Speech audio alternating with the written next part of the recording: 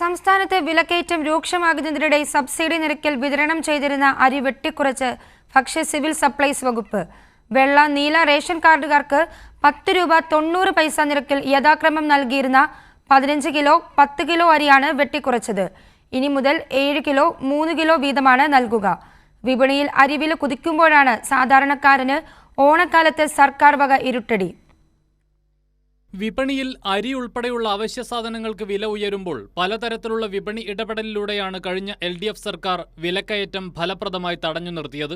Subsidy നിരക്കിൽ ration കടകൾ വഴി സാധാരണക്കാർക്ക് അരി എത്തിച്ചു നൽകുക എന്നതായിരുന്നു ഇതിൽ പ്രധാനപ്പെട്ടത്. സാധാരണക്കാർക്ക് വലിയ ആശ്രയമായിരുന്ന ഈ അരിയുടെ അളവിലാണ് UDF സർക്കാർ വൻ വെട്ടിക്കുറവ് വരുത്തിയിരിക്കുന്നത്. അന്ന് വെള്ളക്കാർഡുകാർക്ക് 10 രൂപ 90 പൈസ നിരക്കിൽ 15 കിലോ 5 കിലോ പച്ചരിയും 10 കിലോ ചമ്പാവരിയും 10 രൂപ 90 പൈസ നിരക്കിൽ വാങ്ങാൻ എല്ലാ റേഷൻ കടകളിലൂടെ വാങ്ങാനുള്ള അവസരമുണ്ടായിരുന്നു.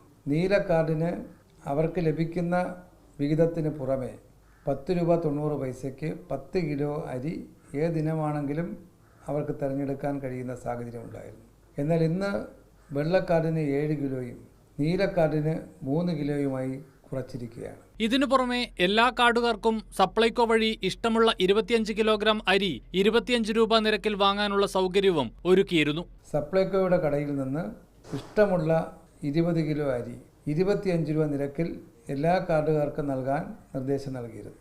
അത്തരത്തിൽ ഫലപ്രദമായി ഒരു മാസം 35, 40, 45 കിലോ അരി ഓണത്തിൻ്റെ സമയത്ത് വാങ്ങാൻ കഴിയുന്നതിലൂടെ മാർക്കറ്റിൽ അരിയുടെ വില നിയന്ത്രിക്കാൻ നമുക്ക് കഴിഞ്ഞു. വിപണിയിൽ അരി, വെളിച്ചെണ്ണ, മുളക്, പച്ചക്കറി ഉൾപ്പെടെയുള്ള ഭക്ഷ്യവസ്തുക്കൾക്ക് വില കുതിച്ചുയരുമ്പോൾ യാതൊരു വിപണി ഇടപെടലും നടത്തുന്നില്ല എന്ന വിമർശനം ഉയരുന്നതിനിടെയാണ് ലഭിച്ചിരുന്ന അരിയും UDF സർക്കാർ വെട്ടിക്കുറയ്ക്കുന്നത്. ഓണക്കാലമെത്തുമ്പോൾ സാധാരണക്കാരെ ദുരിതത്തിലേക്ക് തള്ളിവിടുന്ന നയമാണ് UDF സർക്കാരിൻ്റേത് എന്നാണ് ഉയരുന്ന വിമർശനം.